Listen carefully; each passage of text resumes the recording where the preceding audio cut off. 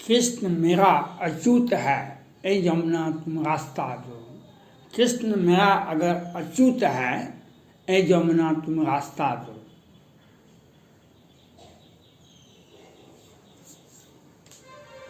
यह बात एक बार ब्रज में, गोकुल में, वृंदावन में इंद्र भगवान का पूजा होता था। तो कृष्ण भगवान के ये तो देवता है नहीं, देवता है ना, विष्णु के अवतार तो इंद्र नहीं थे। कृष्ण भगवान ने मथुरावासी से, ब्रज वाले से कहे, द्वारका से कहे, जनता से, इंद्र का पूजा काहे करता है। इंद्र गुस्सा गया, हमारा पूजा अगर होता है, कोई रोकवा दे तो बहुत खराब लगता है। तो इंद्र भगवान गुस्सा गए, उसने मेघ को, बादल को कहा कि पूरा ब्रज, गोकुल, वृंदावन, द्वारका को डुबा दो। 7 दिन 7 रात तक वर्षा घनघोर होती रही। अब द्वारका वाले, ब्रज वाले, गोकुल वाले, जनता हाहाकार मच गया। अब क्या होगा।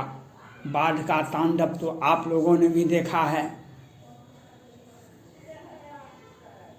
सारे ब्रजवासी कृष्ण भगवान के पास आए तो कृष्ण भगवान ने कहा, चलो सभी आदमी,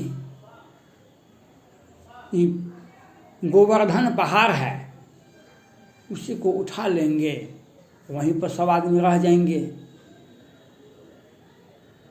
इंद्र वर्षा देते रहे, वर्षा देगा तो आगे खेती होगा, सभी जीव जंतु को फायदा होगा।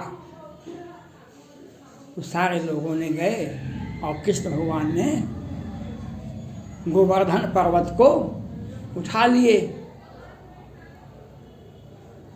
वर्षा की भी तो सीमा होती है, कितना वर्षा होगा। फिर शांत हुआ तो कृष्ण भगवान ने ब्रजवासियों से, सभी महिला पुरुष से कहा, आप इंद्र का पूजा नहीं होगा, गोवर्धन का पूजा होगा। इसने हमारी रक्षा की।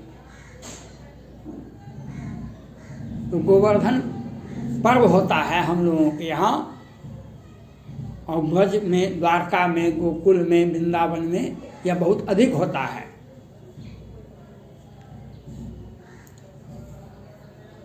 पूरे भारत में होता है गोवर्धन पूजा। तो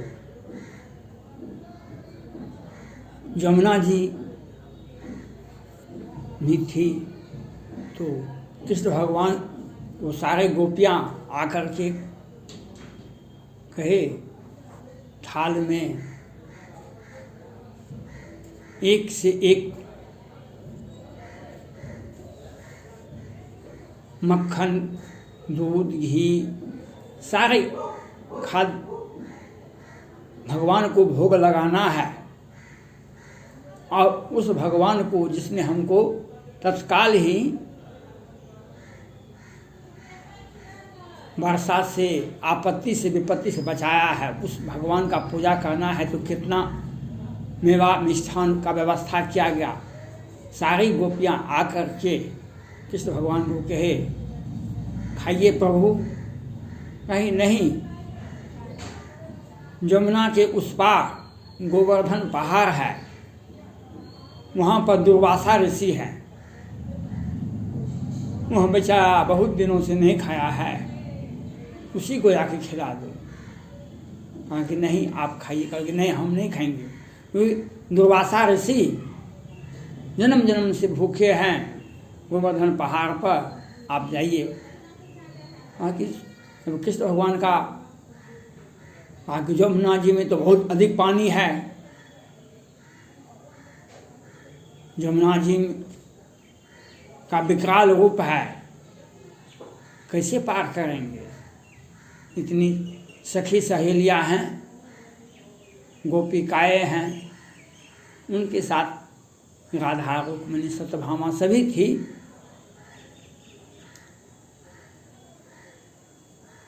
जब सबों ने कहा यमुना जी को पार करने का रास्ता बताइए, तो जब सब जिद किया, सभी गोपिकाएं जिद किया कृष्ण भगवान से, तो कहा कि जाकर कहिए यमुना को, अगर कृष्ण अच्युत है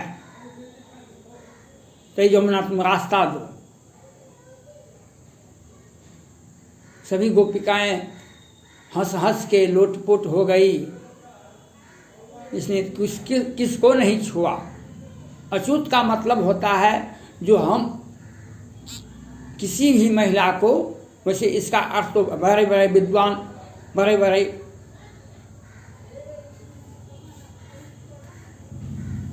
ग्रंथ में अलग अलग व्याख्या होगा, लेकिन एक व्याख्या यह है जिसने किसी भी आज तक किसी भी नारी को नहीं स्पर्श किया है वह अच्युत होता है।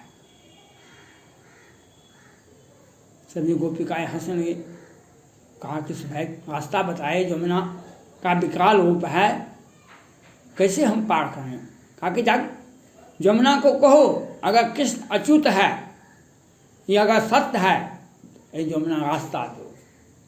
सबों ने विचार किया कि जाके यमुना को कहते हैं, ये तो होने वाला बात है नहीं, लेकिन सबों ने एक स्वर से कहा, हे यमुना अगर कृष्ण में अच्युत है तो रास्ता दो। ऐसे ही यमुना को कहा, यमुना का पानी रुक गया और बीच होके रास्ता दे दिया गया। उस पार गए, सारे थाल, हजार हजार थाल गोवर्धन पहाड़ पर दुर्वासा ऋषि बैठे हुए थे, उनको आगे में दिया गया। कहा कि प्रभु इसको स्वीकार कीजिए। दुर्वासा ऋषि ऐसे ही हाथ को उठा करके सारे प्रसाद को थोड़ा सा भी नहीं छोड़े और सारे के सारे को खा लिए, थोड़ा सा भी नहीं। यहाँ पर हजार हजार थाल, बड़ा बड़ा थाल था, सबको खा गए। फिर कहा कि सभी गोपिकाएं कही दुर्वासा ऋषि से, हे ऋषि यमुना को पार करना है, पुनः आप रास्ता बताइए। तो दुर्वासा ऋषि ने कहा, जाके यमुना को कह दो अगर युग युग तक, युग युग से अगर दुर्वासा ऋषि घास का एक तिन भी नहीं मुंह में लिया है, अगर जन्म जन्म से हम भूखे होंगे और किसी भी प्रकार का पेय पदार्थ अन्न नहीं लिए होंगे, अगर यह सत्य है ये यमुना रास्ता दो। सभी गोपिकाएं आश्चर्यचकित, इसने हजार हजार थाली खा गया और कहता हमारे सामने में, और कहता है कि मैं भूखा हूँ। सभी गोपिकाएं बाध्य होकर यमुना जी से आके कही, ये दुर्वासा ऋषि अगर जन्म जन्म से घास का तृण का रस भी नहीं पिए होंगे, नहीं छुए होंगे, अगर यह सत्य है ये यमुना रास्ता दो। और कहा सभी गोपिकाएं ने यमुना से, तुरंत यमुना का पानी रुक गया और सभी गोपिकाएं लौट के आ गए।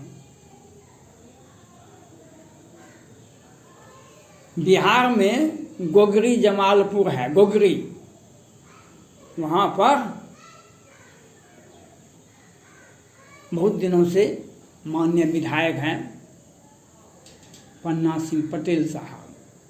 वहाँ पर एक स्कूल बन रहा था और स्कूल का दीवार विधायक फंड से ही बन रहा था और दीवार गिर गया, 3 मजदूर मर गए और 2-3 का अवस्था चिंताजनक है।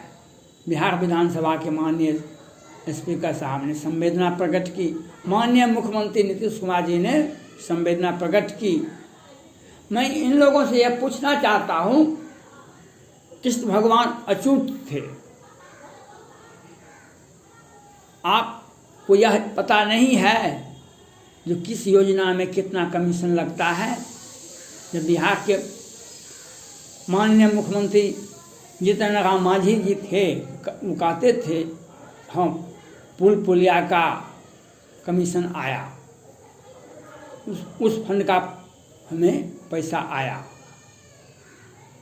लेकिन बिहार में सृजन घोटाला, स्वास्थ्य घोटाला, बांध घोटाला, दवा घोटाला होता है और विधायक और सांसद सभी फंड में घोटाला ही घोटाला होता है और उसके निर्माण में मजदूर बेचारे मर जाते हैं।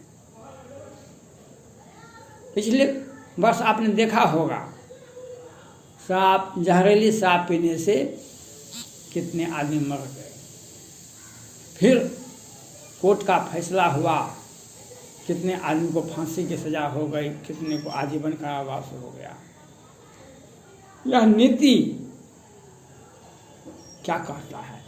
नीति होता है जनता के लिए, आम आदमी के लिए। आदमी के हमारा संविधान कहता है वेलफेयर स्टेट ऑफ इंडिया, लोक के कल्याण के लिए ही नीति बनाई जाती है। और ये योजना में माननीय मुख्यमंत्री जी से कहता हूँ, बिहार में चारा घोटाला हुआ था। आज माननीय पूर्व मुख्यमंत्री श्री लालू प्रसाद यादव जी इस उम्र में जेल में हैं।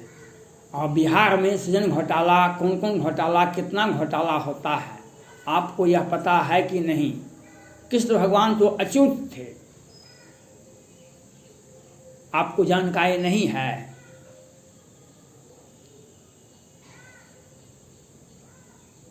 हर जगह घोटाला घोटाला और बेचारे बेबस मजदूर, बेबस लाचार और मजदूर वर्ग के लोग शराब में, जहरीली शराब से पीकर मरते हैं और कुछ को सजा ये मौत होती है और कुछ आदमी दीवार में गिरकर दब कर मरते हैं। ये नीति, ये कानून किसके लिए है? ये कमीशन का क्या सिलसिला है? हर विभाग में घोटाला दर घोटाला, घोटाला दर घोटाला। माननीय मुख्यमंत्री नीतीश कुमार जी से हमारा आग्रह है, समय रहते इसको रोकिए, नहीं तो वह दिन दूर नहीं है जब इसके पहले पूर्व मुख्यमंत्री जगन्नाथ मिश्रा भी, डॉक्टर जगन्नाथ मिश्रा भी जब जीवित थे तो जेल गए थे। आज पूर्व मुख्यमंत्री लालू प्रसाद यादव जी जेल गए हैं, तो क्या बिहार का यही इतिहास बन जाएगा? जो मुख्यमंत्री रहेंगे वो जेल जाएंगे? आपको अभी पद पर हैं, आप समय रहते आप सुधार कीजिए। ये योजना का किस नक्शा से बनाया गया, जो कैसे बन रहा था? और एक विभाग नहीं, ये विधायक फंड का बात नहीं है, ये संसद फंड का बात नहीं है।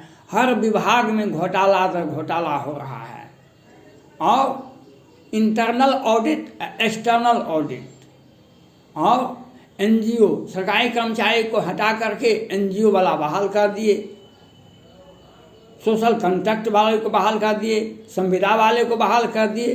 कर्मचारी का महत्व तो रहा नहीं और आप किसको दोषी मानेंगे? और घोटाला घोटाला समय रहते माननीय मुख्यमंत्री नीतीश कुमार जी से मेरा आग्रह है, समय रहते जानबूझकर अनजान मत बनिए। समय बदलेगा तो ठंडी आपको भी लगेगी, गर्मी आपको भी लगेगी, इसलिए आपको सोचना पड़ेगा घोटाला का अंजाम क्या होता है। घोटाला बंद होना चाहिए। धन्यवाद।